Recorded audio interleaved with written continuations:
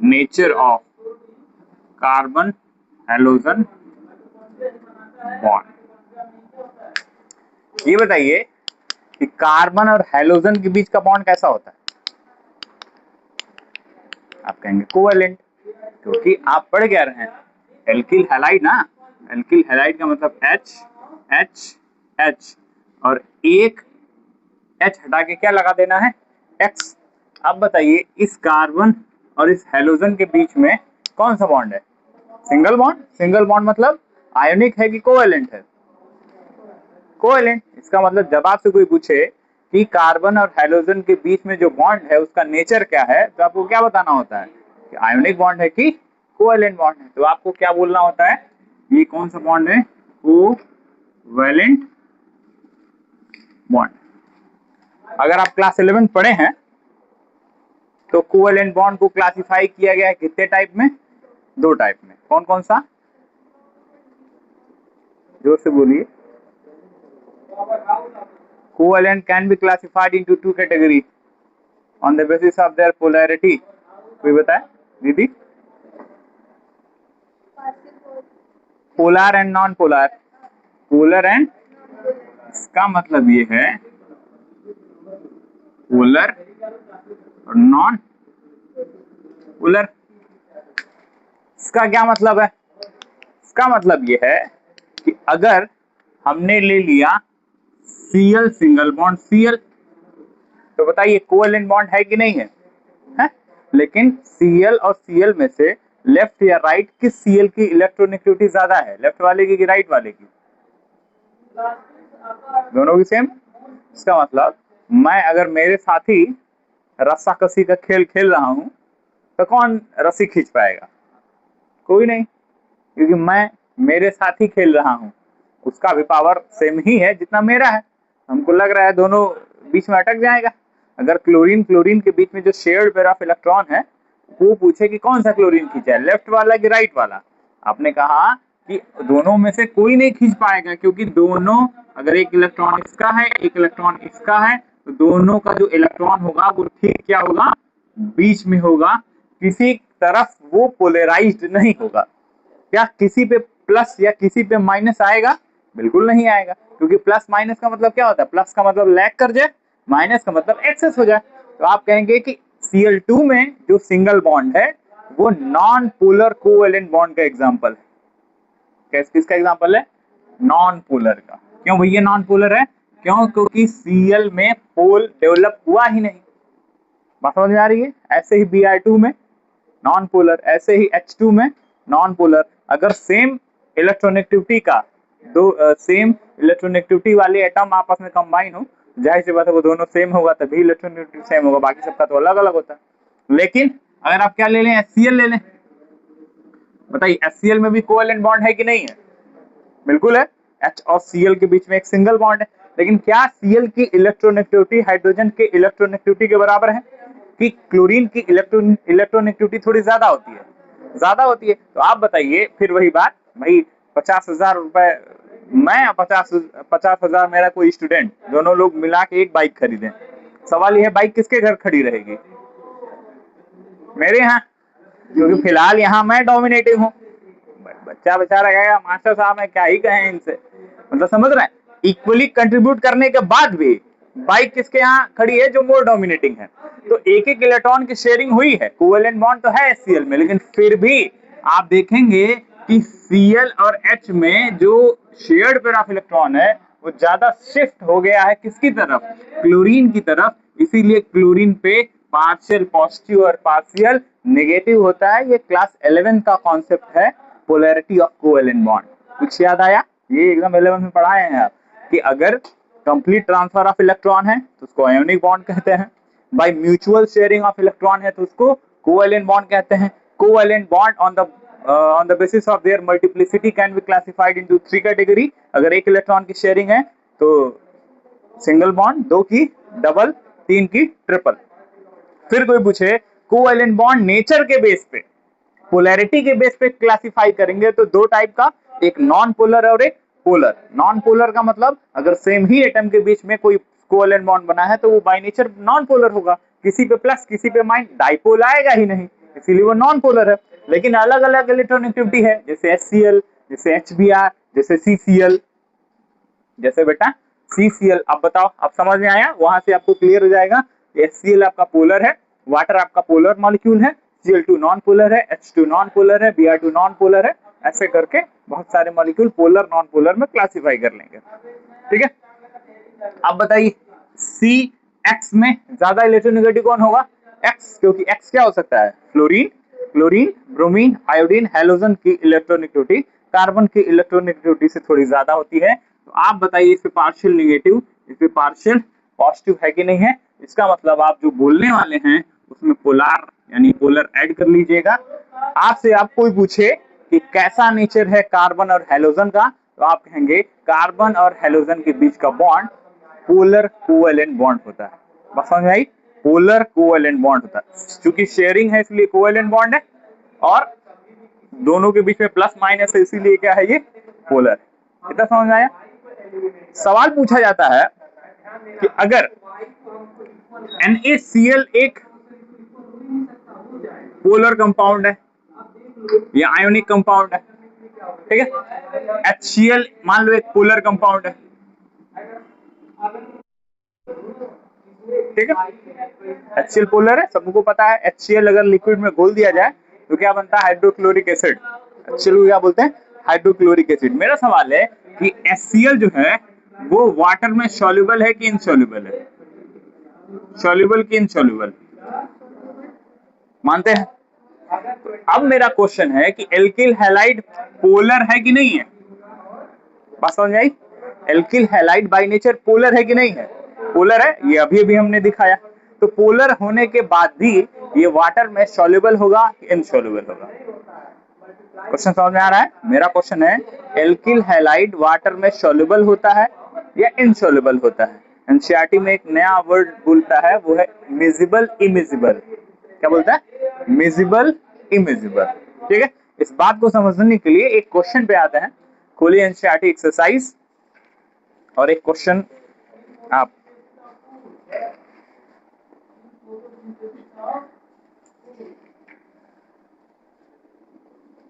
कौन सा क्वेश्चन है? 3 पॉइंट होगा उसमें से एक मिनट में लेना बेटा।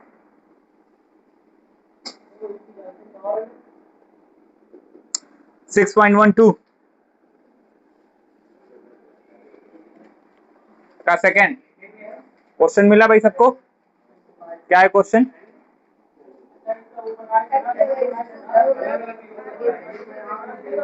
लिखा है ना, although alkyl halide is polar in nature. ये तो बोला ही है, एल्किल हैलाइड पोलर है, स्टिल ये वाटर में क्या है? इमिजिबल है। आपसे क्या पूछा है? Account for following, give plausible reason, possible जो भी एक्सप्लेनेशन है वो आप हमको बताइए। मैं कह रहा हूं एल्किल हैलाइड बाय नेचर क्या है? पोलर है, उसके बावजूद ये वाटर में सॉल्युबल नहीं, बल्कि एल्किल हैलाइड के लिए, एल्किल हैलाइड की अगर हम बात करें तो एल्किल हैलाइड RX जो है being polar in nature,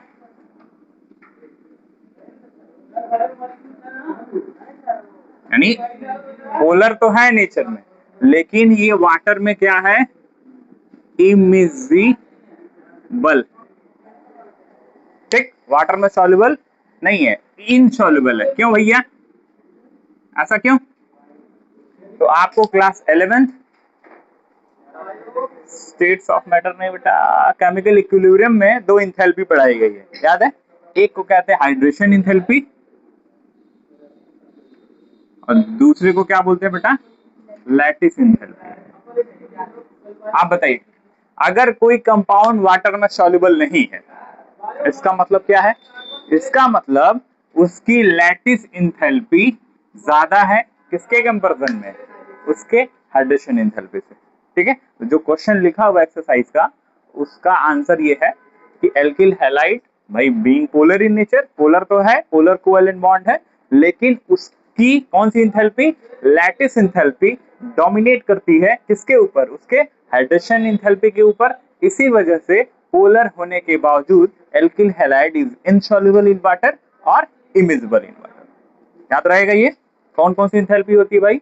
lattice enthalpy और हाइड्रेशन एंथैल्पी, ये पीछे पड़े होंगे। जब भी किसी सॉल्ट को या किसी कंपाउंड को वाटर में डिसॉल्व करते हैं तो वाटर के इंटरेक्ट होने के बाद जितनी एनर्जी रिलीज होती है उसको हाइड्रेशन एंथैल्पी कहते हैं। और energy required to break 1 mole of bond, 1 mole of crystal lattice is known as lattice enthalpy. ठीक है, लैटिस एंथैल्पी में हमको देनी पड़ती है और हाइड्रेशन एंथैल्पी में रिलीज होती है। तो हम इस बात से पता लगाते हैं कि अगर किसी सॉल्ट, मान लो कोई सॉल्ट है, उसको जब वो सॉल्ट आयंस में टूट गया तो एनर्जी रिलीज किया 120 किलो जूल पर मोल, और उसको तोड़ने के लिए हमको 100 किलो जूल पर मोल देना पड़ रहा है। तो हम मान के चलेंगे ये सॉल्ट वाटर सॉल्युबल होगा, जैसे NaCl होता है, जैसे HCl होता है। जिसमें हाइड्रेशन एंथैल्पी डोमिनेट करेगी वो सॉल्युबल होगा, और जिसमें लैटिस एंथैल्पी डोमिनेट करेगी वो इनसॉल्युबल होगा। क्लास 11 केमिकल इक्विलिब्रियम में ये वर्ड आ चुका है, याद रहेगा ये। ठीक है, चलिए एक क्वेश्चन कवर हुआ। आगे आइए, अब कहिए कि भाई CH3 CH2 CH2 CH2 Cl, ये जो एल्किल हैलाइड है जिसको मैंने केवल CH3X लिखा था, और अभी अभी बात हुई है कि ये बाय नेचर कैसा है, पोलर कोवेलेंट बॉन्ड है। क्या उसके एग्जाम्पल में मैं CH3 CH2 CH2 CH2 Cl लिख सकता हूं? क्योंकि जो XR होता है वो क्या है, एल्काइल है। वो 1 कार्बन का हो सकता है, 2 कार्बन का हो सकता है, 3 कार्बन का हो सकता है, 4 का हो सकता है, ज्यादा का हो सकता है। फिलहाल मैंने कितने का लिया है, 4 का लिया है, और X की जगह स्पेशली क्या ले लिया है, क्लोरीन ले लिया है। क्लियर है? ठीक है, अब सुनिए, क्या कार्बन क्लोरीन के बीच का बॉन्ड जो है वो पोलर नहीं होगा? इससे पार्शियल नेगेटिव, इसमें पार्शियल पॉजिटिव आएगा। इतनी बात समझ में आ रही है? मतलब समझ रहे हैं? इसका मतलब ये है कि अचानक से भाई कई सारे कार्बन आपस में जुड़े हुए हैं ड्यू टू कैटिनेशन। पढ़े होंगे, कार्बन के पास सेल्फ कंबाइनिंग कैपेसिटी होती है जिसको पावर ऑफ कैटिनेशन कहते हैं। इसलिए कार्बन लॉन्ग चेन बनाने की कैपेबिलिटी रखता है। 1 कार्बन, 2 कार्बन, 3 कार्बन, 10, 1000, करोड़, बहुत लंबे लंबे चेन बनते हैं ड्यू टू कैटिनेशन। तो Cl और C के बीच में ये पोलर कोवेलेंट बॉन्ड, लेकिन उसके बगल के कार्बन पे भी कुछ इलेक्ट्रॉन की लैकिंग देखी जाती है। इसका मतलब ये है, फॉर एग्जांपल इस क्लास में इस सीट पे 3 बच्चे बैठे हैं, ठीक है, तीनों बहुत अच्छे दोस्त हैं। ठीक है, किसी ने इस बच्ची का कोई सामान, कोई पैसा कुछ चोरी कर लिया, या टिफिन ही लेके कोई गायब हो गया। क्या होगा कि अगर इसका टिफिन गायब हो गया या इसके यहाँ से कुछ कम हो गया तो बगल पे भी उसका इफेक्ट देखा जाएगा। ऐसा होगा कि अगर एक टिफिन नहीं लाया या मिसकैरी हो गया या भूल गया तो दूसरा वाला कुछ खाना तो ट्रांसफर करेगा ही करेगा। ठीक है, उसके और बगल वाले पे भी इफेक्ट पड़ेगा, लेकिन थोड़ा कम पड़ेगा, और उसके लास्ट वाले पे तो बहुत ही कम पड़ेगा। ये जो मैं बना रहा हूं इसको डेल्टा कहते हैं। डेल्टा मतलब होता है स्मॉल। ठीक वैसे ही अगर किसी गांव में किसी के यहाँ शादी हुई और ढेर सारा क्या आया है, पाहुर। पाहुर समझते हैं? पाहुर मतलब होता है कि पहुरा, खाजा, खस्ता, बालूशाही आजकल वो शादियों में ही देखने को मिलता है। अदरवाइज वो कहाँ बन रहा है, वो ये बड़ा वाला लड्डू। ठीक है, एक लड्डू एक आदमी खा ही नहीं पाएगा। इसका मतलब है अगर किसी के यहाँ पहुंचा तो जिसके यहाँ पहुंचा वो तो बेचारा खाएगा ही खाएगा, उसके बगल वाले के यहाँ भी कुछ जाएगा, उसके बगल वाले के यहाँ थोड़ा कम जाएगा, थोड़ा दूर का है, उसके बगल वाले के यहाँ थोड़ा और कम जाएगा, लेकिन 3-4 घर तो बटेगा ही बटेगा। ठीक वैसे ही अगर कार्बन पे कोई इलेक्ट्रोनेगेटिव एटम अटैच्ड है तो यहाँ पे पार्शियल पॉजिटिव तो आएगा ही आएगा, लेकिन उसके बगल के 2-3 कार्बन तक ये इफेक्ट देखा जाता है। This effect is called inductive effect in chemistry. कौन सा इफेक्ट है बच्चा? ये इंडक्टिव। पीछे पढ़े हैं, कभी आया होगा। इस इफेक्ट को क्या बोलते हैं हम लोग? Inductive effect. बहुत काम का है, बहुत ज्यादा यूज होगा। ठीक है, तो एक बार फिर से सुनिएगा। ये तो सिंपल पोलर कोवेलेंट बॉन्ड है, कार्बन हेलोजन। ये तो सिंपल हमको पता है कि Cl और C के Cl पे पार्शियल नेगेटिव और C पे पार्शियल पॉजिटिव आना है, यहाँ तक तो ठीक है। लेकिन उसके बगल के जो 2-3 कार्बन तक हैं, अप टू 4 कार्बन देखा जाता है। 4 कार्बन पे लीस्ट होता है, लेकिन होता है 3 कार्बन तक तो बहुत बढ़िया काम करता है। कौन सा इफेक्ट? Inductive effect. अगर कोई एटम इलेक्ट्रॉन विड्रॉ कर लेगा तो 2-3 एटम तक देखेंगे इलेक्ट्रॉन की कमी। अगर कोई एटम इलेक्ट्रॉन डोनेट करेगा तो 2-3 एटम तक इलेक्ट्रॉन के एक्सेस देखेंगे। बात समझ रहे हैं? अगर ये देने वाला रहेगा तो यहाँ भी इलेक्ट्रॉन बढ़ जाएगा, थोड़ा कम यहाँ बढ़ेगा, थोड़ा कम यहाँ बढ़ेगा, सबसे कम यहाँ बढ़ेगा। और अगर खींच लिया तो यहाँ सबसे कम घटेगा, सॉरी यहाँ सबसे ज्यादा घटेगा, फिर उससे कम, फिर उससे कम, फिर उससे कम। इस इफेक्ट को हम लोग कौन सा इफेक्ट कहते हैं बबुआ? Inductive effect. इसको याद रखिएगा। बात समझ रहे हैं? तो nature of carbon hydrogen bond से ये दो कॉन्सेप्ट निकल के आता है, एक इंडक्टिव इफेक्ट और दूसरा एल्किल हैलाइड पोलर होने के बावजूद वाटर में इमिजिबल यानी इनसॉल्युबल क्यों है। तो आप इसका रीजन क्या बताएंगे कि उसकी हाइड्रेशन एंथैल्पी डोमिनेट करती है किससे? लैटिस एंथैल्पी से। बस समझ में आया? अगर ये टॉपिक चल ही रहा था, अगर ये टॉपिक चल ही रहा था तो एक क्वेश्चन और उठता है, अगर ये X को आप बार बार क्लोरीन ना लेके फ्लोरीन, क्लोरीन, ब्रोमीन, आयोडीन बारी बारी ले तो क्या आपको ऐसा कुछ मिलेगा? CH3F, CH3Cl, CH3Br और CH3I। पीछे भी मैंने बोला है एस्टेटीन भी होता है, fluorine, chlorine, bromine, iodine, एस्टेटीन being radioactive in nature, उसको हम डिस्कस नहीं करते हैं। चार हम हैलोजन लेके चलते हैं, फ्लोरीन, क्लोरीन, ब्रोमीन, आयोडीन। एक क्वेश्चन बन रहा है ये कि carbon fluorine, carbon chlorine, carbon bromine और कार्बन आयोडीन में कौन सा बॉन्ड सबसे शॉर्ट होगा, कौन सा बॉन्ड सबसे लॉन्ग होगा, यानी बॉन्ड लेंथ का क्या ऑर्डर है? किसका ऑर्डर बच्चा? Bond length. जब आप क्लास 11 पढ़ रहे होंगे तो टॉपिक आई रही होगी बॉन्ड पैरामीटर। क्या आया होगा?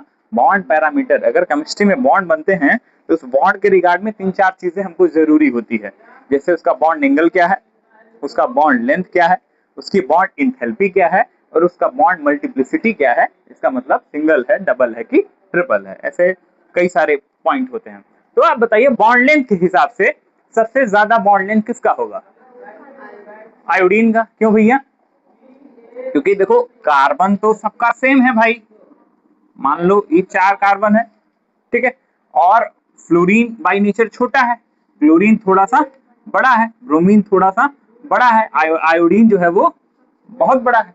ऐसी सिचुएशन में क्या आपको बॉन्ड लेंथ में इंक्रीमेंट दिख रहा है? बात समझ में आ रही है?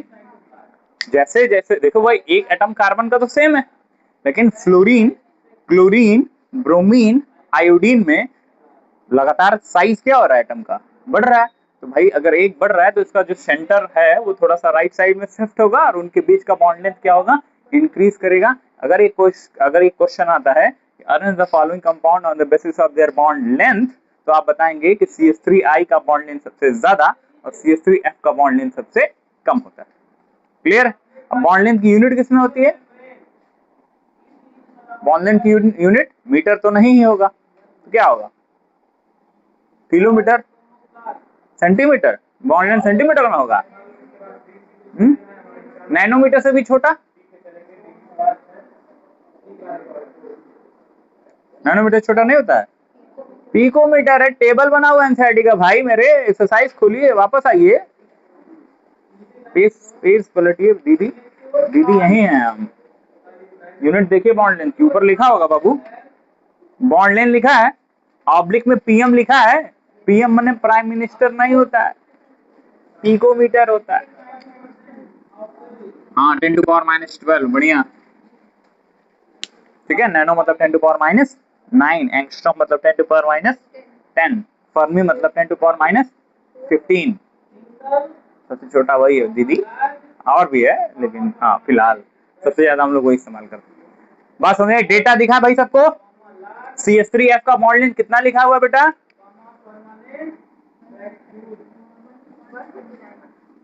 139। यूनिट समझ में आ रहा है? क्या है यूनिट? पिकोमीटर। याद रखिएगा एनसीईआरटी में हमेशा नाम के साथ ऑब्लिक करके उसकी यूनिट की देता है, पिकोमीटर, ठीक है। नेक्स्ट बताइए CH3Cl का बॉन्ड लेंथ बढ़ेगा कि घटेगा? क्योंकि फ्लोरीन से थोड़ा बड़ा ही होगा क्लोरीन, तो बॉन्ड लेंथ क्या होगा? बढ़ेगा। ये डेटा आपको याद नहीं करना है, अगर आप एग्जाम में जाएंगे तो केवल ये ऑर्डर भी पूछेगा कि correct order of bond order या बॉन्ड लेंथ, तो आपको बोल देना है कि भाई CH3F सबसे छोटा होगा, CH3I सबसे बड़ा होगा। लेकिन भाई एनसीईआरटी में डेटा है। दूसरे का कितना बेटा? 1, ठीक है। तीसरे का 190 फोर्थ का बेटा 214 क्लियर है?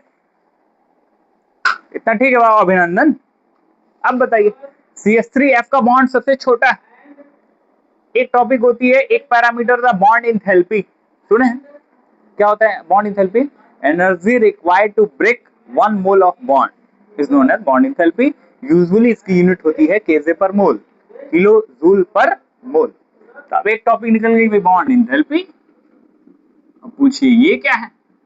तो ये मैं आपको कई बार पीछे बताया हूं, एक बार फिर बता दे रहा हूं। क्या? लाठी जितनी छोटी होती है उसको तोड़ना उतना ही टफ होता है। बॉन्ड जितना छोटा होता जाएगा उतना ही स्ट्रांग होता जाएगा, और बॉन्ड जितना बड़ा होगा वो इजीली ब्रेक होगा। ठीक है? एक दोस्त हमारा पड़ोस में रह रहा है, एक दोस्त हमारा मुंबई में रह रहा है, किसको भूलना आसान है? मुंबई वाले को। सर यहाँ लॉजिक नहीं लग रहा है आपका। भाई उसको रोज देख रहे हैं तो भूलेंगे कैसे? हमारे बहुत करीब है। इसका मतलब है कि बॉन्ड लेंथ जितनी छोटी है उसको ब्रेक करना उतना ही टफ है।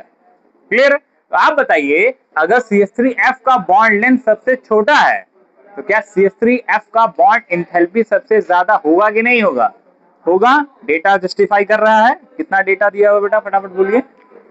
2 450, नेक्स्ट 351, 293, 230। ठीक है? बार बार मैं कह रहा हूं डेटा याद करने की जरूरत नहीं है क्योंकि एनसीईआरटी में है, इसीलिए मैं इसका जिक्र कर रहा हूं। आपके बस दिमाग में क्या होना चाहिए, बॉन्ड लेंथ और बॉन्ड इंथैल्पी एक दूसरे के इनवर्स है। अगर बॉन्ड लेंथ सबसे छोटा है तो बॉन्ड इंथैल्पी हाईएस्ट होगी, बॉन्ड इंथैल्पी अगर लोएस्ट है तो बॉन्ड लेंथ हाईएस्ट होगा। सबसे कम बॉन्ड इंथैल्पी किसकी दिख रही है? 234, ठीक है, किलो जूल पर मोल। तो उसका बॉन्ड लेंथ सबसे ज्यादा भी दिख रहा है। यहाँ तक ठीक है? यहाँ आप फंसेंगे नहीं, यहाँ इजी चल रहा है। जहाँ रुकेंगे वो हमको पढ़ाना है।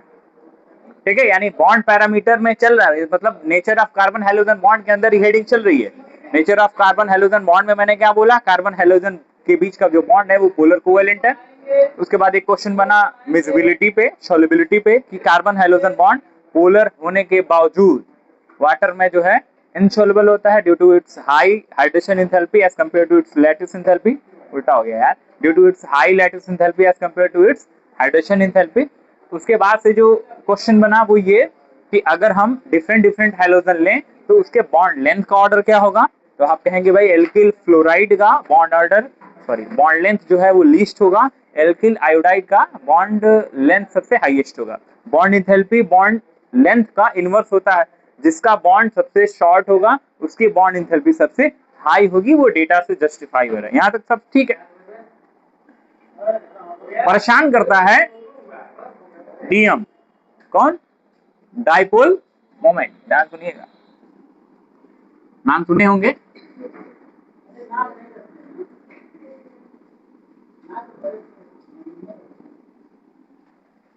ठीक है? पूछिए डाइपोल मोमेंट क्या है? तो पहले साइड आइए, ये बताइए कि अगर हम CH3Cl ले लें और CH3Br ले लें, क्वेश्चन समझ में आ रहा है? तो CH3Cl में कार्बन और क्लोरीन के जो बॉन्ड है बीच का वो पोलर है कि नॉन पोलर है? पोलर है। कार्बन और क्लोरीन के बीच का जो बॉन्ड है वो पोलर है कि नॉन पोलर है? पोलर है, क्योंकि क्लोरीन की इलेक्ट्रोनेगेटिविटी थोड़ी ज्यादा होती है, कार्बन की कम होती है, तो पोल बनेगा भाई, तो पोलर है। कार्बन और ब्रोमीन के बीच का बॉन्ड कैसा है? पोलर है कि नॉन पोलर है? पोलर है, क्योंकि कार्बन कार्बन ही नॉन पोलर होगा, कार्बन कार्बन ही नॉन पोलर होगा, बाकी अलग अलग है तो पोलर ही होगा। यहाँ पे पोलर है, यहाँ पोलर है। बस समझ में आई? CH3Cl भी बाय नेचर पोलर है, CH3Br भी बाय नेचर पोलर है। मेरा क्वेश्चन है इन दोनों में से ज्यादा पोलर कौन है? बस समझ आया? ये भी बच्ची पढ़ने में अच्छी है, ये भी बच्ची पढ़ने में अच्छी है, दोनों का एक टेस्ट हुआ, दोनों में से ज्यादा अच्छा कौन है? अरे भाई नंबरिंग करेंगे, कुछ स्केल बनाएंगे तभी ना पता चलेगा कि कौन सा ज्यादा पोलर है। आप अपने मन से कैसे बता सकते हैं कि CH3Br पोलर है कि CH3Cl पोलर है? जब तक मैं कोई डेटा, जब तक कोई स्केल, जब तक कोई नंबर ना दूं, वो नंबर ही होता है dipole moment. The degree of polarity of covalent bond can be measured by the term dipole moment given by D by. Scientist का क्या नाम था? D bye. डाइपोल मोमेंट को उन्होंने म्यू से लिखा, म्यू का फॉर्मूला होता है Q into D, charge into distance of separation. इन दोनों एटम के बीच में जो डिस्टेंस है वो डी है बबुआ, और दोनों में से किसी एक का मैग्नीट्यूड ऑफ चार्ज मॉड लगा लेते हैं, मतलब चाहे प्लस वाला चाहे माइनस वाला जो भी डिजिट है, ठीक है, जो उसका नंबर है उससे मतलब है। इस क्यू, भाई क्यू होगा ना Q1 Q2, अरे मान लो पहले में Q1 हो गया, दूसरे में क्या होगा Q2 हो गया, इसका डिस्टेंस अलग है, इसका डिस्टेंस अलग है, दोनों के चार्ज डिस्टेंस से मल्टीप्लाई करने के बाद एक टर्म आता है जिसका नाम है डाइपोल मोमेंट। एक साइंटिस्ट ने उसको बताया, उनका नाम था डी बाय, इसलिए डाइपोल मोमेंट की यूनिट क्या होती है? D bye. तो ऑब्लिक करके लिखा होगा, लिखा है डी बाय, बाय, नाम है बाय। बात समझे? तो डी बाय। अच्छा एक और यूनिट क्या होती है डाइपोल मोमेंट की? क्यू की यूनिट क्या होती है? और डी की? Another unit of dipole moment is CM. PM चल रहा था, सीएम आ गया। कूलाम मीटर भी एक यूनिट हो सकती है किसकी? डाइपोल मोमेंट की। बात समझ रहे हैं? टर्म याद आया?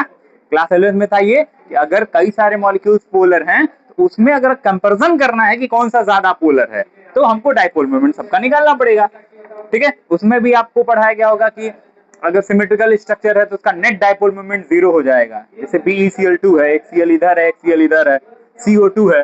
जैसे बाबू क्या है? CO2 है। CO2 में बताओ कार्बन ऑक्सीजन पोलर है कि नहीं है? है, ऑक्सीजन खींचेगा। अरे भाई तो दूसरा वाला भी तो पोलर है। और फिर वही चीज, कार्बन से सेम दो ऑक्सीजन लेफ्ट और राइट से इलेक्ट्रॉन खींचे जा रहे हैं। क्या लग रहा है कार्बन का इलेक्ट्रॉन किसकी तरफ शिफ्ट होगा?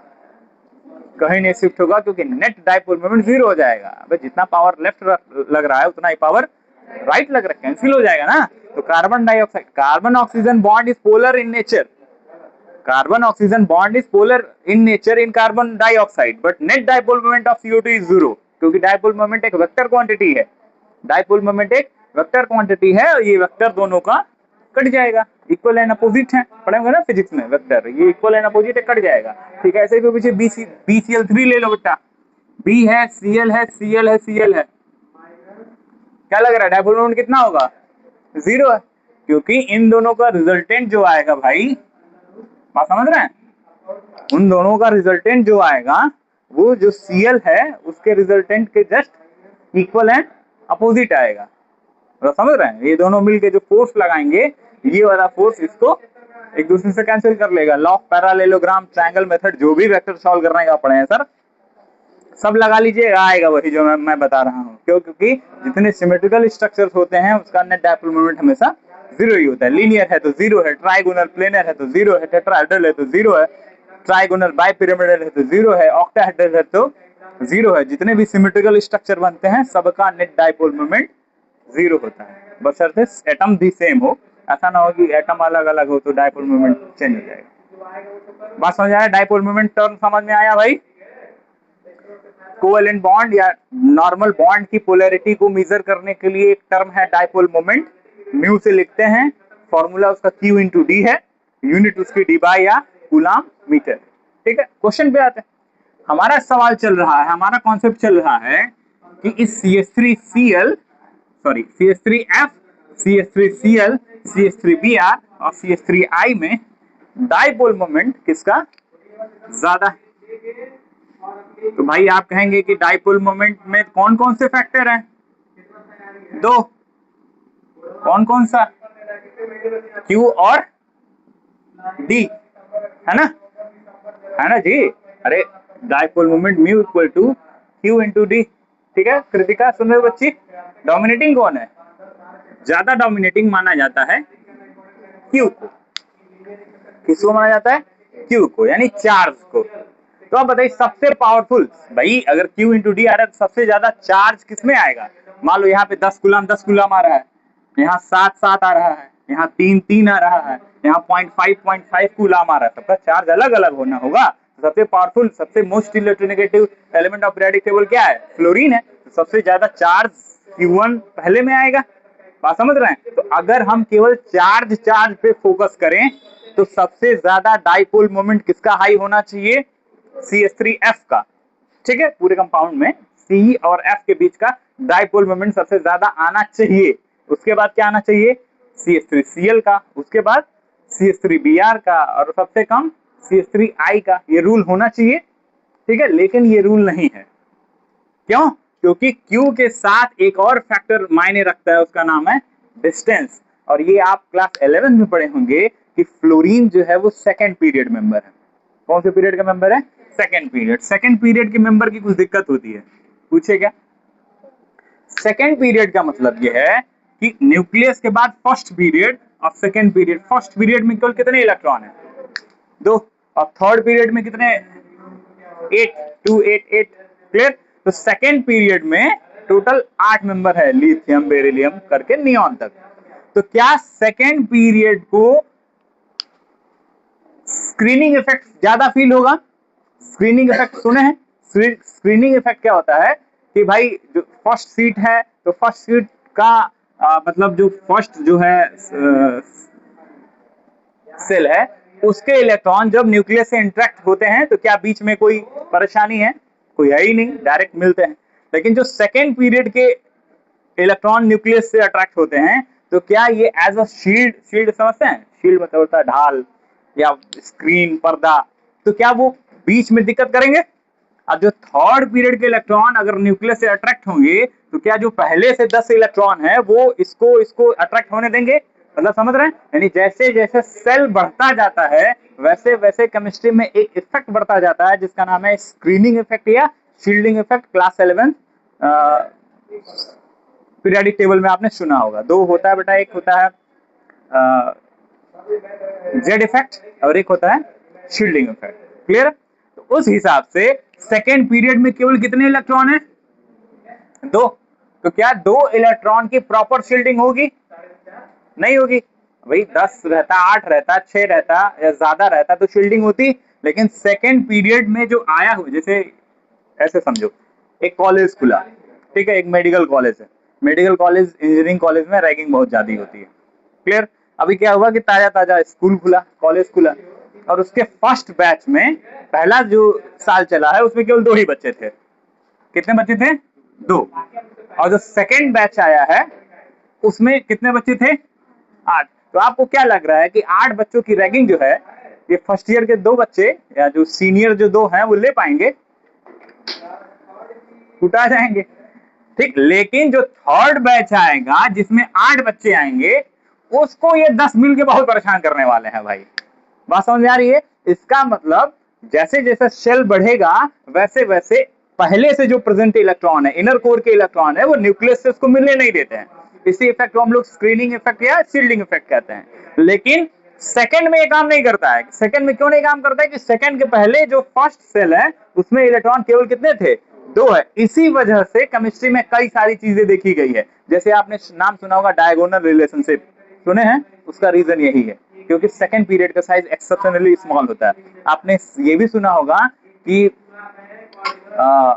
फ्लोरीन और क्लोरीन में इलेक्ट्रॉन गेन इंथैल्पी ज्यादा होनी चाहिए फ्लोरीन की, लेकिन ज्यादा होती किसकी है? ये याद आ रहा है? Electron gain enthalpy. अरे भाई आयनों इंथैल्पी, इलेक्ट्रॉन गेन, कई सारे ट्रेंड चेंज हो गए थे इस सेकेंड पीरियड के समस्या की वजह से। ठीक है, सेकेंड पीरियड के एलिमेंट कुछ स्पेशल ही होते हैं क्योंकि इनका साइज हमारे एक्सपेक्टेशन से थोड़ा सा स्मॉल होता है। क्यों स्मॉल होता है? उसका रीजन है क्योंकि इसकी सील्डिंग प्रॉपर नहीं होती है। याद रहेगा, ये कई जगह इस्तेमाल होगा। ये ज्यादातर यही एलिमेंट डबल बॉन्ड बनाते हैं। याद करिए, अगर आपने देखा होगा तो ज्यादातर डबल बॉन्ड किसको देखा होगा? ऑक्सीजन को। ज्यादातर डबल या ट्रिपल किसको देखा होगा? नाइट्रोजन को। क्या आपको याद है कि नाइट्रोजन के अलावा किसी एलिमेंट को आपने कंसीडर किया जिसने ट्रिपल बॉन्ड बनाया है? याद करिए भाई, केमिस्ट्री पे जोर डालिए। ज्यादातर कंपाउंड आप सोचेंगे तो आपको क्या मिलेगा? ये जो lithium, beryllium, boron, carbon, nitrogen, oxygen, fluorine, neon है। भाई फ्लोरीन तो चूंकि सिंगल बॉन्ड बनाता है तो उसको डबल तो बनाने से रहा, लेकिन यही सब खतरनाक एलिमेंट है। रीजन है क्योंकि इनका साइज बहुत छोटा है, और जो बहुत छोटा है वो किसी के साथ डबल ट्रिपल सब बनाने के लिए तैयार हैं अगर बना सकते हैं तो। और ट्रिपल में तो नाइट्रोजन सबसे फेमस है। हमको लग रहा है नाइट्रोजन के अलावा बहुत रेयर कोई एलिमेंट होगा जिसको आप ट्रिपल बॉन्ड में देखेंगे। रीजन क्या है? क्योंकि इसी का साइज सबसे छोटा है और जिसका साइज सबसे छोटा है उनकी ओवरलैपिंग प्रॉपर होती है। वो एक सिग्मा भी बना सकते हैं, एक पाई और एक और पाई। पढ़े हैं ना ट्रिपल बॉन्ड में कितने बॉन्ड बनते हैं? एक सिग्मा और दो पाई। ये तभी पॉसिबल है जो जब उस एटम का साइज क्या होना चाहिए?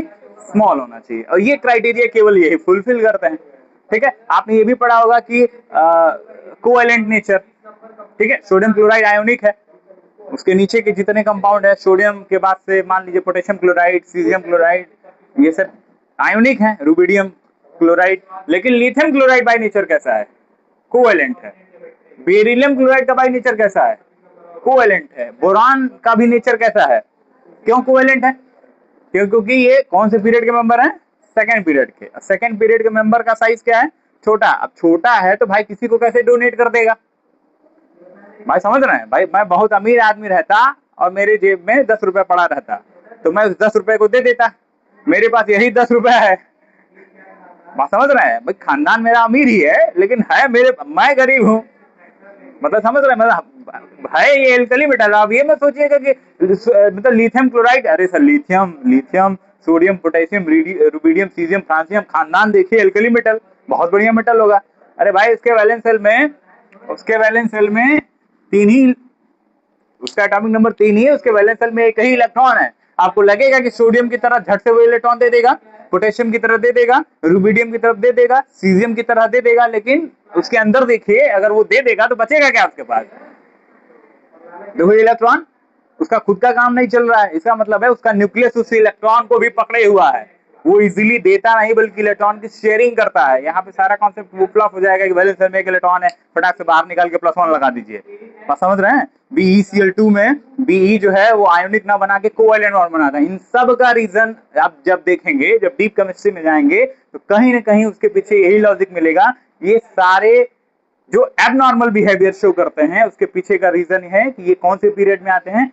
सेकेंड पीरियड में। और सेकेंड पीरियड के एलिमेंट का साइज हमारे एक्सपेक्टेशन से थोड़ा छोटा होता है। उसके अंदर जाएंगे तो इसका रीजन ये है क्योंकि इसके फर्स्ट सेल में केवल 2 ही एलिमेंट थे, हाइड्रोजन और हीलियम, जिसकी शील्डिंग नहीं के बराबर है, इसीलिए उनका साइज बढ़ा ही नहीं। और जब साइज बढ़ा ही नहीं तो सारी जो प्रॉपर्टीज हम सोच रहे हैं वो अलग आएगी। ठीक है, यानी इस सारे कॉन्सेप्ट का मतलब ये है कि डाइपोल मोमेंट आना चाहिए था CH3F का, लेकिन जो ऑर्डर होगा वो होगा सबसे ज्यादा CH3Cl, उसके बाद होगा CH3F। भाई इन दोनों में चेंज हो जाता है। बाकी देन उसके बाद क्या आएगा? CH3Br, और सबसे कम किसका आएगा? CH3I। जरा सा डेटा मैच कराइएगा टेबल का। क्लोराइड का डेटा कितना है डीवाई में? 1.86। F का बेटा 84। ठीक है, नेक्स्ट 83। चलो नेक्स्ट। क्या डेटा जस्टिफाई हो रहा है? बात समझ रहे हैं? IT मेंस लेवल का सवाल है। बच्चों को लगता है कि जैसे बॉन्ड इंथैल्पी और जैसे बॉन्ड लेंथ का ऑर्डर होता है CH3F, CH3Cl, CH3Br और CH3I, झट से लगाएंगे भाई। उनको अगर कह दिया जाए एक कंपाउंड को अरेंज करिए on the basis of their dipole moment, तो बच्चा या तो कहेगा CH3I का सबसे ज्यादा होगा या तो CH3F का सबसे ज्यादा होगा। लेकिन यहाँ पे काम करता है एक्सेप्शन। ये एक्सेप्शन वाले क्राइटेरिया में आएगा। आना चाहिए CH3F का सबसे ज्यादा, लेकिन आता है CH3Cl का सबसे ज्यादा। ये सबसे लास्ट वाला टेबल एनसीईआरटी में बना ही होगा और यूनिट समझी गए होंगे। डी बाय कूलम मीटर भी होती है और यहाँ पे एक्सेप्शन था, इसीलिए इसको बताना मैंने जरूरी समझा। लॉजिक याद रखिएगा कि CH3F का सबसे ज्यादा होना चाहिए था, लेकिन Q ज्यादा होने के बाद भी उसका D क्या था? छोटा था। तो भाई Q इंटू डी दोनों का प्रोडक्ट मायने रखता है ना। तो Q ज्यादा होके क्या करेगा? D उसका छोटा हो जाएगा, तो दोनों का प्रोडक्ट क्या हो जाएगा? कम हो जाएगा। इसीलिए CH3F का डाइपोल मोमेंट CH3Cl के डाइपोल मोमेंट से थोड़ा सा छोटा होता है। बाकी ये डेटा जस्टिफाई कर रहा है, एक्सपेरिमेंट से ये पाया गया। ठीक है, बात समझ में आया? आगे बढ़ा जाए। ठीक है, तो nature of carbon halogen bond से इतना ही एक क्वेश्चन आते हैं एक्सरसाइज का।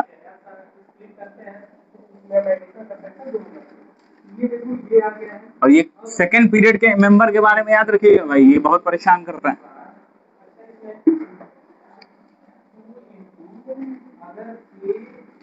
एक क्वेश्चन है,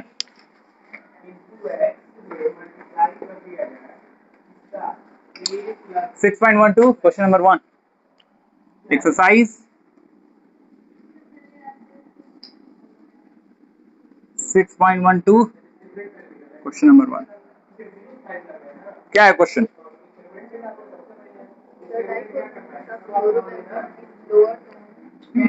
हमको क्लोरोबेंजीन दिया हुआ है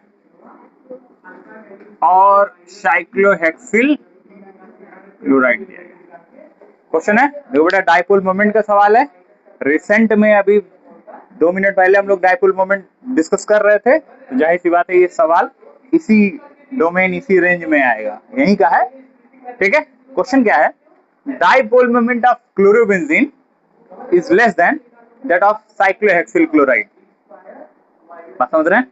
dipole moment of chlorobenzene is less than dipole moment of cyclohexyl chloride. इन दोनों में से डाइपोल मोमेंट जो है वो साइक्लोहेक्सिल क्लोराइड का ज्यादा है, ऐसा लिखा हुआ है क्वेश्चन में। ठीक है, साइक्लोहेक्सिल क्लोराइड का डाइपोल मोमेंट हमको ज्यादा दिखाना है और क्लोरोबेंजीन का डाइपोल मोमेंट क्या दिखाना है? लेस दिखाना है। तो साइक्लोहेक्सिल क्लोराइड का स्ट्रक्चर बना लेंगे ना, साइक्लोहेक्सेन है, कहीं का एक एच हटा के वहां पे सीएल लगा लीजिएगा, बेंजीन पे सीएल लगा लेंगे, तो ये क्लोरोबेंजीन या फेनिल क्लोराइड, ये साइक्लोहेक्सिल क्लोराइड। ठीक है, आप बताइए कि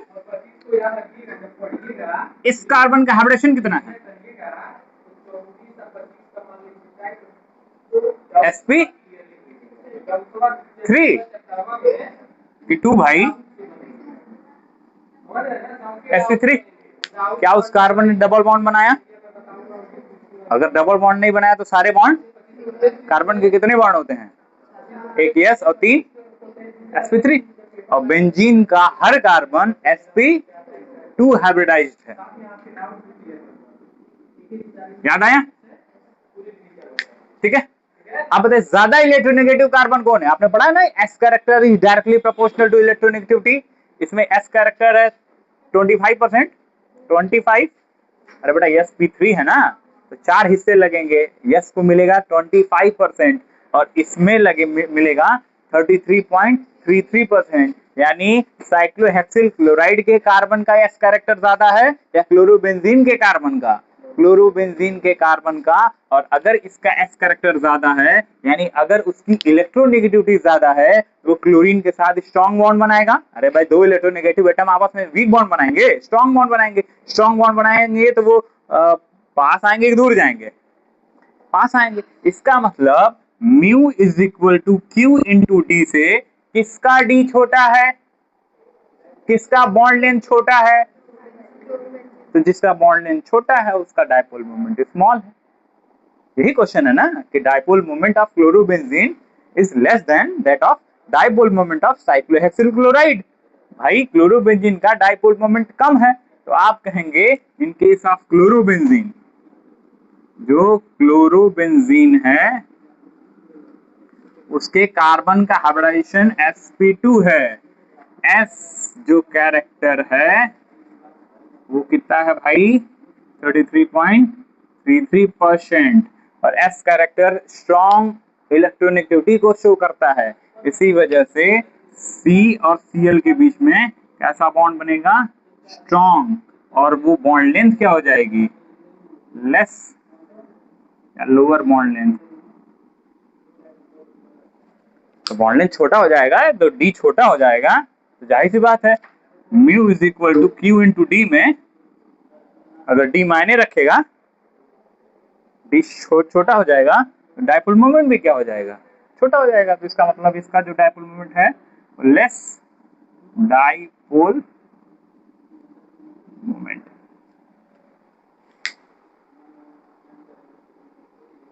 बता लेंगे।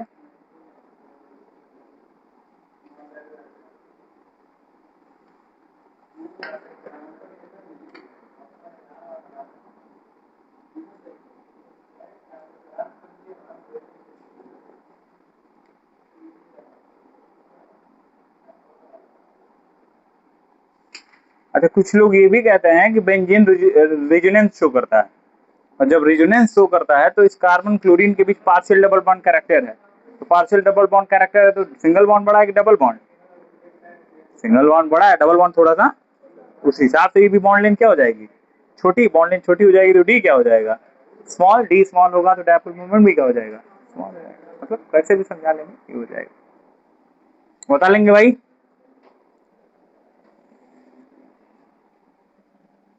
ठीक है, चलिए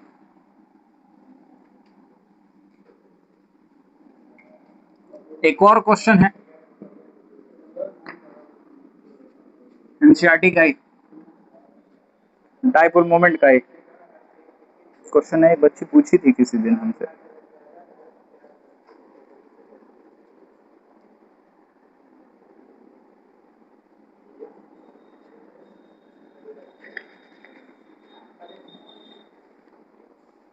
six point four, question number 6.4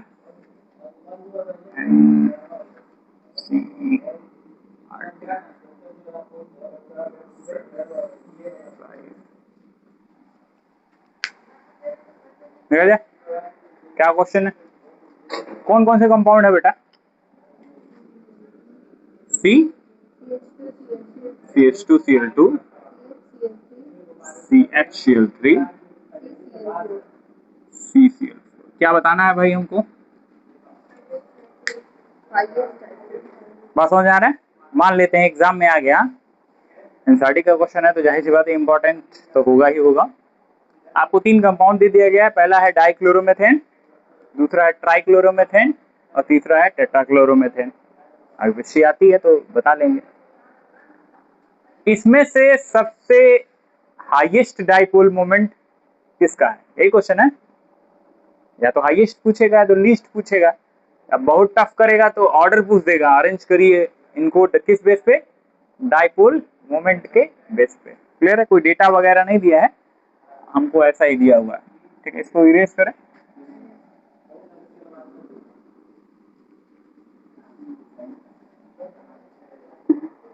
तो देखिए C H H C L C L C H C L C L C L C C L C L C L C L. समझ रहे हैं? अब ये स्ट्रक्चर तो बिल्कुल भी दिमाग में मत ही रखिएगा, क्योंकि इसमें एंगल आपको कितना दिख रहा है, 90।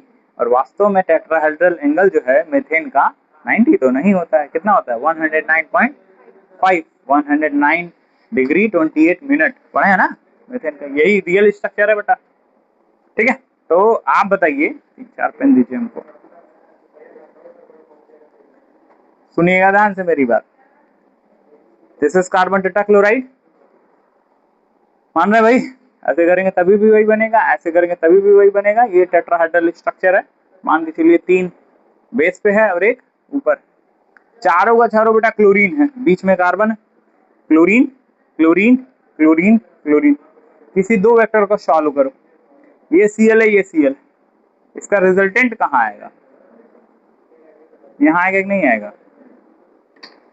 ये और इसका इसका रिजल्टेंट कहाँ आएगा, इसका रिजल्टेंट ऐसे आएगा। और जो दो आएंगे उनका रिजल्टेंट कैसा आएगा, इक्वल एंड अपोजिट। अब वैसे भी पीछे भी मैं बोल रहा था कि अगर इसके स्ट्रक्चर कैसे हैं, सिमेट्रिकल, सिमेट्रिकल मतलब एक जैसा है, तो उसका नेट डायपोल मोमेंट कितना हो जाएगा, 0 हो जाएगा। ये इकलौता ऐसा मॉलिक्यूल है जिसका तो डायपोल मोमेंट 0 ही है। ये तो ऑप्शन से हटाओ यार। ठीक है, BeCl2 रहता, CO2 रहता, ऐसे मॉलिक्यूल को देखते ही समझ जाएंगे कि उसका डायपोल मोमेंट कितना होता है, 0 होता है। फंसेंगे हम लोग कहाँ, इन दोनों में। ठीक है, फिर से समझिए ये बेटा, ये 3D क्वेश्चन है, 2D बोर्ड पे तो आने से रहा। ये लीजिए, ये है क्लोरोफॉर्म, नाम सुने हैं? क्लोरोफॉर्म का फॉर्मूला क्या होता है, जोर से बोलिए। CHCl3 ट्राइक्लोरोमेथेन को ही केमिस्ट्री में क्या बोलते हैं, क्लोरोफॉर्म। तो मान लो बाबू ये मार्कर जो है वो हाइड्रोजन है, क्लियर है, ये हाइड्रोजन है, ठीक है। तो हाइड्रोजन हटा के बात करते हैं, कितने Cl हैं। अब इन दोनों का रिजल्टेंट कैसा आएगा, नीचे की तरफ ये आएगा, और जो रिजल्टेंट आएगा वो इसके सपोर्ट में है कि अपोज में है, बात समझ आ रही है। फिर से सुनो, ये है CH2Cl2, ये क्या है CH2Cl2, इसमें ये Cl है, ये Cl है, और ये H है और ये H है। तो Cl और C के बीच का ही डायपोल मोमेंट ज्यादा मैटर करता है, हाइड्रोजन का हम हटा के बात करते हैं। ये दोनों हाइड्रोजन मैंने हटा दिया, इन दोनों का रिजल्टेंट ऐसे आएगा। क्या कोई तीसरा क्लोरीन है जो उसके रिजल्टेंट को अपोज करे, तो सबसे हाईएस्ट डायपोल मोमेंट किसमें दिख रहा है, इसका मतलब कि CH2Cl2 में इसका जो रिजल्टेंट आएगा उसको कैंसिल करने वाला कोई वेक्टर नहीं है, जबकि इन दोनों का जो रिजल्टेंट आएगा उसको थोड़ा बहुत तो ये कैंसिल करबे करेगा, बात समझ रहे हो। तो लीस्ट डाइपोल मोमेंट किसका होने वाला है भाई, इसका होने वाला है। और अगर लीस्ट में इन तीनों में कंपेरिजन करें, और बाकी लेस बोल दें या लीस्ट बोलने का जरूरत है,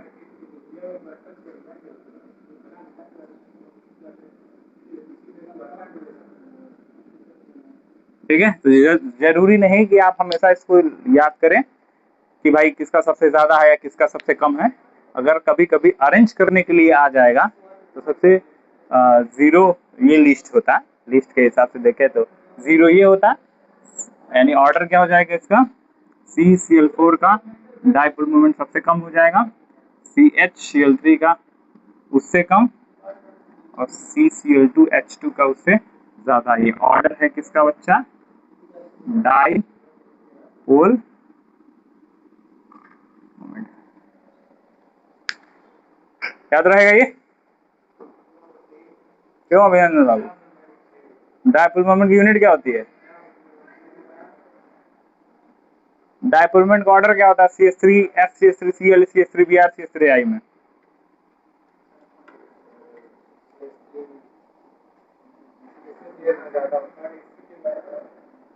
उसके बाद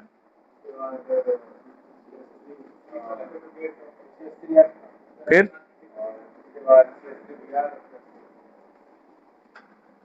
ठीक है, जगह हैं आप,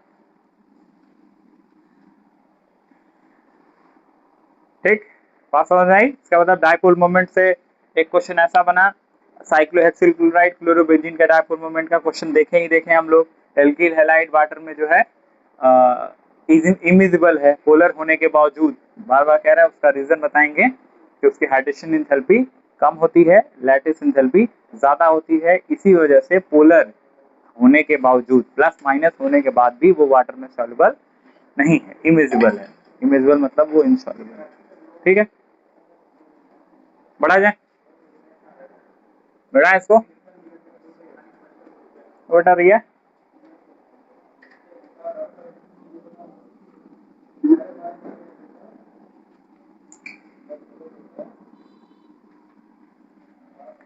आइए अभी की हमारी भाई नई टॉपिक है nature of carbon halogen bond, dipole moment, सारी चीजें यहाँ पे खत्म। अब हम बात करते हैं प्रिपरेशन की, किसकी बात करते हैं बेटा, प्रिपरेशन। क्या बनाने वाले हैं, हैलोजेंस, आरएक्स। तो बताओ आरएक्स को कैसे बनाएंगे, तो आरएक्स को बनाने का सबसे अच्छा जो तरीका है वो है ए फ्रॉम एल्कोहल्स, ठीक है। इसको बहुत ध्यान से देखिएगा, बहुत सारे क्वेश्चन इस पे आने वाले हैं, और लास्ट टॉपिक हमारी फ्रॉम एल्कोहल से प्रिपरेशन ही है, इससे कुछ क्वेश्चन प्रैक्टिस करेंगे। मान के चलिए मैंने आपको क्या दिया, आरएक्स दिया, इसका रिएक्शन आप करा दीजिए HX के साथ। HX लेके सबसे एल्कोहल लीजिए, HX के साथ रिएक्शन कराइए। बात समझ आ रहा है? एल्कोहल का फॉर्मूला क्या होता है? ROH। अगले चैप्टर में पढ़ेंगे। एल्केन का फॉर्मूला है RH। एक H को हटा के अगर हम एक OH जोड़ दें तो बने हुए कंपाउंड को क्या बोलते हैं? एल्कोहल। अगर R के साथ है तो एल्कोहल, और अगर बेंजीन के साथ है तो फिनॉल। याद रखिएगा, अगर CH3 के साथ है तो एल्कोहल, और अगर बेंजीन के साथ है तो उसी को क्या बोलना शुरू कर देंगे? फिनॉल। तो अगला चैप्टर आपको पता ही होगा, एल्कोहल, फिनॉल, ईथर है, वहां डिस्कस करेंगे।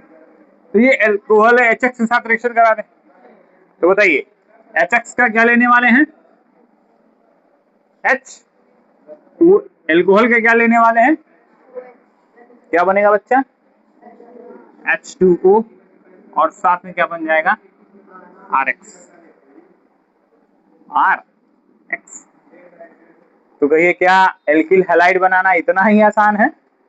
हाँ भाई, इतना ही आसान है। आइए थोड़ा टफ करते हैं कहानी को। इस बार मैं आपको लिया हूं CH3 CH2OH और HCl, CH3 C CH3OH HCl, CH3 CHOH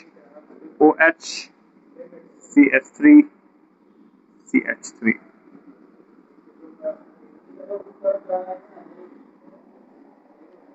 एकदम एक्सट्रीम लेवल के केमिस्ट्री के लिए तैयार रहिए। कभी भी कोई सा इफेक्ट हम लोग लगा देंगे। ऑर्गेनिक चल रहा है, ये क्लास 11th आपका तैयार ही है। मैंने 3 एल्कोहल दिया। आपको एल्कोहल की डिग्री पहचानना बिल्कुल आता होगा, क्योंकि आप एल्किल हैलाइड की डिग्री पहचान लेते हैं। जैसे एल्किल हैलाइड की डिग्री होती है, ठीक वैसे ही एल्कोहल की डिग्री होती है।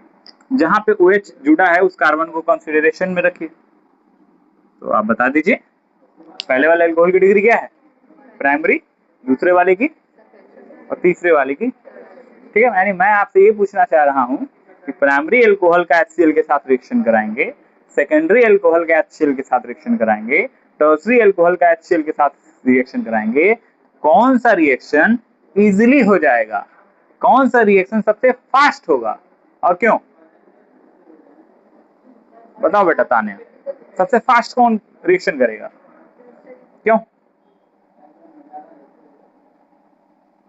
बिल्कुल सही जवाब। क्यों? इसलिए क्योंकि अगर आप इस बॉन्ड को तोड़ेंगे तो C और O में इलेक्ट्रोनेगेटिव कौन है? O पे क्या आएगा? माइनस। और C पे क्या आएगा? और अगर इस बॉन्ड को तोड़ेंगे तो O पे क्या आएगा? इसमें क्या आएगा? अगर इस बॉन्ड को तोड़ेंगे तो O पे क्या आएगा? और आपको पता है ये जो कार्बोकैटायन है ये फर्स्ट डिग्री का है, और ये कार्बोकैटायन, और ये कार्बोकैटायन, कार्बन के 4 भाई थे। एक भाई के साथ अभी अभी रिश्ता टूटा है। कह दिया कि भाई तुम अपना देखो हम अपना देखेंगे, पूरा पूरा टूट गया। उल्टा कुछ पैसा भी उसका लेके भाग गया। ठीक है, कार्बन की 4 वैलेंसी थी, एक वैलेंसी अभी ताजा ताजा ब्रेकअप हुआ, वो भी ब्रेकअप म्यूचुअल नहीं। म्यूचुअल का मतलब होमोलिसिस हेट्रोलिसिस, यानी इक्वली ब्रेकअप नहीं, हेट्रोलिसिस हुआ है। हेट्रोलिसिस का मतलब जिसके साथ उसका बॉन्ड था वो उसका इलेक्ट्रॉन भी लेके भाग गया। तो अगर यक्स अलग हो जाएगा तो कार्बन पे प्लस आएगा ना। अब अगर कार्बन पे प्लस होगा तो उसको सपोर्ट कौन करेगा? Remaining 3 valency. भाई 4 वैलेंसी थी, एक ही ने टूटा है, बाकी की तरफ हम नजर उठा के देख रहे हैं। अगर तीनों के तीनों क्या निकले? R alkyl group. तीनों के तीनों भाई कोरिया, बैंकॉक और दूसरे मतलब कंट्री जो है दुबई मान लो यार। तो कोई वहां से पैसा भेज रहा है, कोई यहां से पैसा भेज रहा है। इसका मतलब इस भाई को दिक्कत होने वाली है क्या? अगर किसी कार्बन पे 3 एल्काइल है और जितने एल्काइल है वो सब प्लस आई इफेक्ट शो करते हैं। कौन सा I effect? Plus I, positive inductive effect. इसका मतलब ये प्लस आई मतलब जहां जाएगा वहां इलेक्ट्रॉन देगा, ये प्लस आई यानी जहां जाएगा वहां इलेक्ट्रॉन देगा, ये जहां जाएगा वहां इलेक्ट्रॉन देगा। इस हिसाब से अगर टर्सरी कार्बन पे प्लस आएगा तो तीनों को तीनों एल्काइल उसको इलेक्ट्रॉन देंगे कि नहीं देंगे, ठीक। और इसका भाई इसके इसके केस में इसके दो भाई विदेश कमा रहे हैं और एक भाई बेचारा पढ़ रहा है, प्लस आया तो पढ़ने वाला भी पैसा देगा क्या, है ही नहीं, बेचारा देगा कहां से। कितने लोग देने वाले हैं यहाँ पे, कितने देने वाले हैं। तो सबसे ज्यादा कंफर्टेबल कौन सा कार्बन होगा बॉन्ड ब्रेक होने के बाद भी, इसका मतलब सबसे इजीली बॉन्ड ये ब्रेक होगा। और जब ये HCl का H आके कहेगा कि मैं आपका OH लेना चाहता हूं वाटर बनाने के लिए, वो कहेगा कि तुम हमसे मांग क्या रहे हो, मैं तुमको दे रहा हूं, क्योंकि देने के बाद मैं स्टेबल हूं। मेरा क्या जाएगा यार, अगर देने के बाद भी ये टर्सरी ब्यूटिल कार्बोकटायन बना रहा है तो वो इजीली ब्रेक कर देगा। इसका मतलब यहाँ का H और OH मिलके क्या बनेगा बच्चा, H2O और CH3 CH3 CH3 Cl बनेगा। बात समझ में आ रही है। और इस काम को करने के लिए किसी थर्ड पर्सन की जरूरत नहीं है, किसी की सिफारिश नहीं चाहिए। There is no need of catalyst in this case. क्यों, क्योंकि जब आप पढ़ेंगे लाइंस के थ्रू तो आपको पता चलेगा कि इस काम को कराने के लिए ZnCl2 कैटलिस्ट की रिक्वायरमेंट होती है। बात समझ रहे हैं। In the case of primary and secondary alcohol, जब हम HX या HCl के साथ रिएक्शन कराते हैं, वी नीड कैटलिस्ट। क्यों, बात समझ आ रही है। क्योंकि टर्सरी के केस में ये टर्सरी स्टेबल कार्बोकटायन बन रहा है, ये इतना पावरफुल है, ठीक है, ये OH देने के लिए इतना तैयार है कि कहता है भाई तुम OH ले लो, किसी को बुलाने की क्या जरूरत है। कौन भाई, कैटलिस्ट क्या चाहिए, रूम थोड़ा सा गर्म करो, थोड़ा सा उसको करो, OH दे देगा, जाओ भाई OH ले लो, तुम HCl बना लो, ये बने। लेकिन अगर यही रिएक्शन कराना है, यहाँ का H चाहिए, यहाँ का OH चाहिए, तो H2O तो बनेगा। रिएक्शन भी ठीक वैसे ही होगा, क्या होगा, CH3 CH CH3 Cl, ठीक। ऊपर वाले में क्या होगा बेटा, CH3 CH2 Cl। ये कौन सी डिग्री है, प्राइमरी डिग्री का एल्कोहल, फर्स्ट डिग्री का एल्कोहल। तो first degree alcohol first degree का एल्किल हैलाइड बनाएगा, सेकंड डिग्री का एल्कोहल सेकंड डिग्री का एल्किल हैलाइड बनाएगा, और थर्ड डिग्री का एल्कोहल थर्ड डिग्री का एल्किल हैलाइड बनाएगा। लेकिन कैटलिस्ट केवल किसमें किसमें चाहिए, किसमें किसमें चाहिए, ये याद रहेगा, ये एनसीईआरटी है भाई।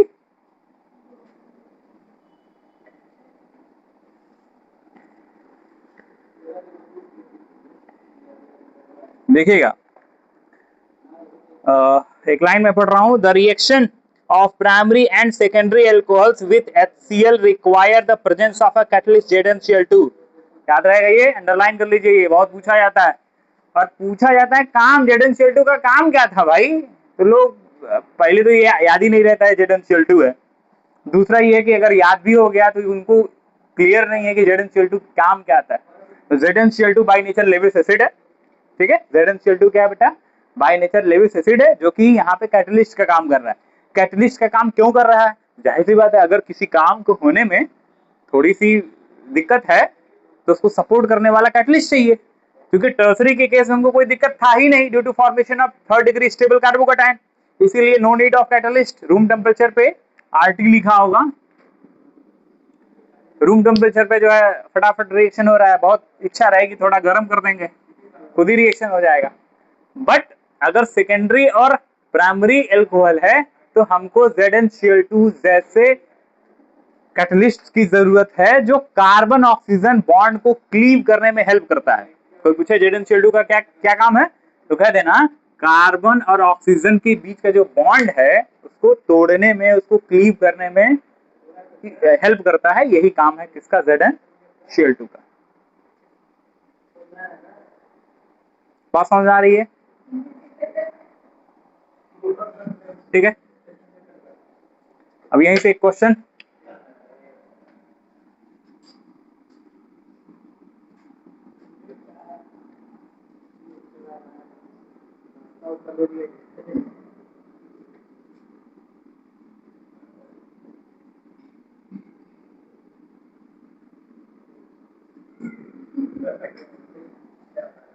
लगे हाथ इसी से जुड़ा क्वेश्चन। कोई पूछे reactivity of alcohol to form alkyl halide, अगर एल्किल हैलाइड बनाने की बात हो तो कौन सा एल्कोहल सबसे फास्ट काम करेगा? बात चल रहा है ना? अगर वो क्वेश्चन समझ आ रहा है, मैं पूछ रहा हूँ एल्किल हैलाइड बनाने में सबसे जल्दी कौन सा एल्कोहल रिएक्शन करेगा? रिएक्टिविटी ऑफ एल्कोहल को अरेंज करिए या ease of formation of alkyl halide बताइए कौन इजीली फॉर्म करेगा, तो ऑर्डर क्या होगा? सबसे ज्यादा कौन सा एल्कोहल फॉर्म करेगा? Third degree. उसके बाद रीजन समझ आ रहा है ना भाई? रीजन इसलिए क्योंकि जब ये टूटेगा तो टर्सरी कार्बोकैटायन बनेगा, सेकेंडरी कार्बोकैटायन बनेगा, और ये प्राइमरी कार्बोकैटायन। हमको पता है स्टेबिलिटी ऑफ कार्बोकैटायन में, कार्बोकैटायन सबको पता है ना, कार्बन पे प्लस को कार्बोकैटायन कहते हैं, कार्बन पे माइनस पे कार्बेनाइन कहते हैं, और कार्बन पे अगर डॉट लगा है तो उसको फ्री रेडिकल कहते हैं। ठीक है, जरूरत पड़ी तो भी बताएंगे। ये ठीक?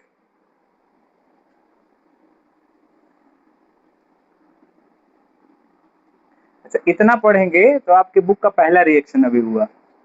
हाँ, अभी देखिएगा, केवल यही मैं एलाबोरेट कर रहा हूं कि ROH plus HX tends to RX plus H2O, उसमें भी मैंने कंडीशन लगाया। ठीक है,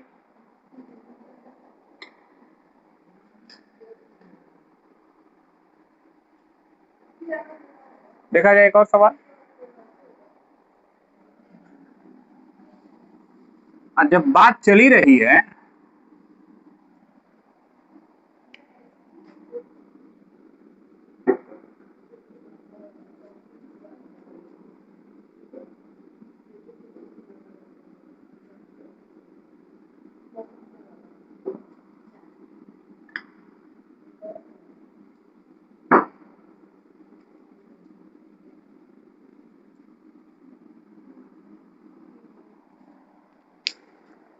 तो आपके सर, आपका जो मेन रिएक्शन था उसमें था RX प्लस HX, था कि नहीं था? RX में मैं सॉरी ROH था भाई, ROH प्लस HX था कि नहीं था? ROH का मतलब क्या था? एल्कोहल। एल्कोहल कितनी डिग्री? 3, primary secondary. सबसे फास्ट कौन करेगा? ठीक, सबसे कम कौन करेगा? प्राइम सबसे कम प्राइमरी। बीच वाला कौन होगा? इस बार मैं एल्कोहल को सेम कर दिया हूं, HX का X भी तो वेरी कर सकता है भाई, HX का X भी तो वेरी कर सकता है, वो X फ्लोरो क्लोरो ब्रोमो आइडो हो सकता है ना। तो सबसे इसमें सबसे फास्ट कौन रिएक्शन करेगा? बात समझ आ रही है? मेरा क्वेश्चन है, एल्कोहल सबका सेम है, मेथिल एल्कोहल का HF के साथ, मेथिल एल्कोहल का HCl के साथ, मेथिल एल्कोहल का HBr के साथ, मेथिल एल्कोहल का HI के साथ। एल्कोहल को मैंने सेम कर दिया है, बस इस बार क्या चेंज कर रहा हूं? HX। अरे भाई ऑप्शन तो है ना, HX बदल दिए।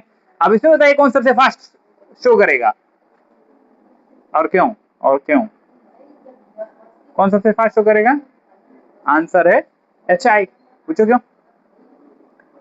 क्योंकि लाठी जितनी बड़ी होती है तोड़ना उतना आसान है। ये तो सेम, इसमें तो सेम पावर लगेगा यार।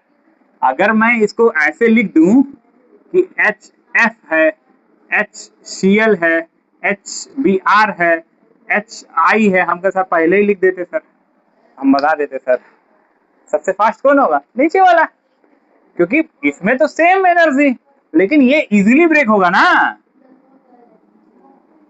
ये इजीली ब्रेक होगा ना। और वैसे भी याद रखिएगा, केमिस्ट्री में आयोडाइड को बेस्ट लिविंग ग्रुप मानते हैं। बेस्ट लिविंग मतलब ना, अगर उसको भागने के बाद सबसे पहले कौन भागेगा? HI, क्योंकि भाई उसको बहुत दूर रहता है, उसको लगता है कुछ आ रहा है, भाग जाएगा तुरंत, इसको काम आएगा, बेस्ट लिविंग ग्रुप है। यानी इसमें जो ऑर्डर हो जाएगा वो सबसे फास्ट किसका होगा? HI का, देन किसका होगा बेटा? HBr का, देन HCl का, देन HF का। रीजन क्या है जानते हैं? Bond length. बार बार मैं कहता हूं, बॉन्ड लेंथ का रूल क्या है? बॉन्ड जितना बड़ा होगा उतना ही इजीली ब्रेक होगा। सबसे आसान काम यही है, जितना बड़ा बॉन्ड है उतना इजीली ब्रेक होगा। SN1 SN2 में बहुत काम आएगा यार।